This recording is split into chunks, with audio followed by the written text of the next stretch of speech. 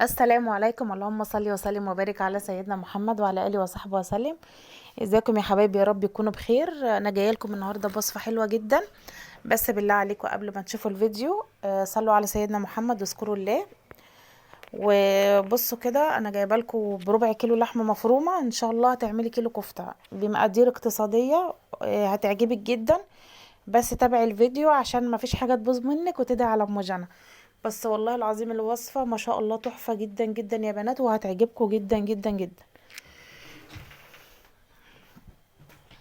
شايفين انتوا ما شاء الله الربع كيلو الكفتة عامل معايا كمية قد ايه؟ بجد التصوير اساسا ظالمه، يعني ظالم صينية الكفتة دي. جربيها وامشي معايا بنفس الخطوات، هتعجبك قوي.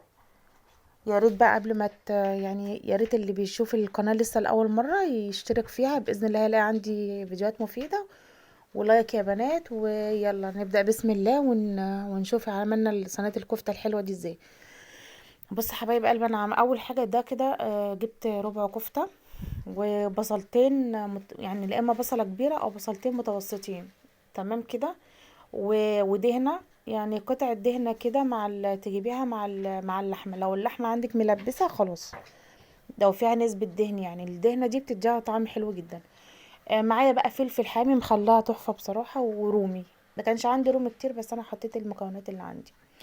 وعملت بطاطسايتين يعني متوسطين، سلقتهم.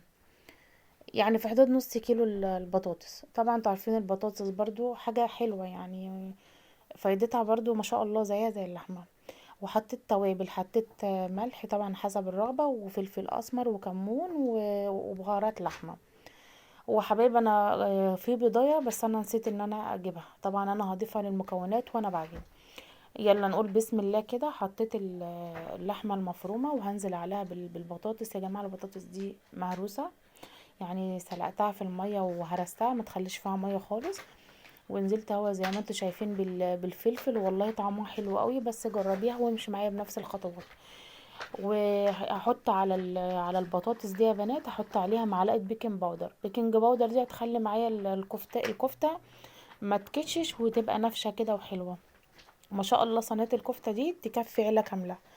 حاجه اقتصاديه وعلى قد الايد وبرده حلوه، يعني مش وحشه. جربيها باذن الله هتدعيلي. بس بالله عليكي ما تبخلي عليا باللايك. وحطيت اهوت البصلايه، لا اما بصلايه كبيره او بصلتين متوسطين بميتهم. انا ما عصرتش البصل. هي نفس يعني زي ما هي بالسوائل بتاعتها.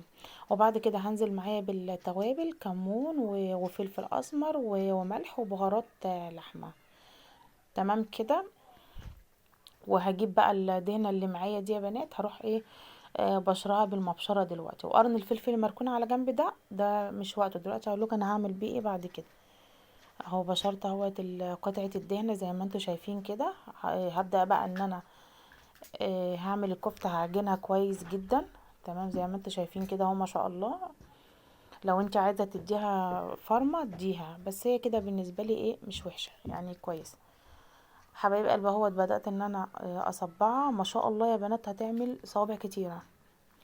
جيت بقى ايه في الصينية كده، عملت ايه؟ حطيت بطاطساية بس متقطعة رقيق، وحطيت طماطم، وحطيت فلفل، يعني خضار من تحت، وبهرته ورحت رص عليه الكفتة من فوق وبشوية زيت بسيطة كده. شايفين ما شاء الله شكلها عاملة ازاي؟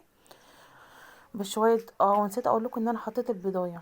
ما تنسوش تحطوا البضاية، عشان البضاية هي اللي هتخليها متماسكة معاكم. عشان كده بقول لكم كملوا الفيديو باذن الله، والطريقة هتعجبكم جدا. البضاية ضفتها للمكونات مع شوية فلفل اسمر. وادوت حطيت شويه زيت من فوق الوش. ما تنسوش بقى تعملوا لايك. هدخلها الفرن اهو يا بنات. شكلها بعد ما طلعت من الفرن زي ما انتوا شايفين، والله التصوير ظالمها. اعمليها يعني حاجه حلوه اقتصاديه، مش يعني برضو بالنسبه للغلا اللي احنا فيه سعرها مناسب. وما شاء الله هتكفي اسره تاكلوها بعيش، او تعملي جنبها شويه مكرونه اللي يعجبك. يلا. وعملت اهوت فحمايه وحطيت لها شويه زيت من على الوش. والله كان طعمها زي كفتة الحادي، طعمها خطير يا بنات. يا رب يكون وصفتي عجبتكم، ويا رب كده اللي يجربها وتعجبه ما ينسيش ام جنى بدعوة حلوة.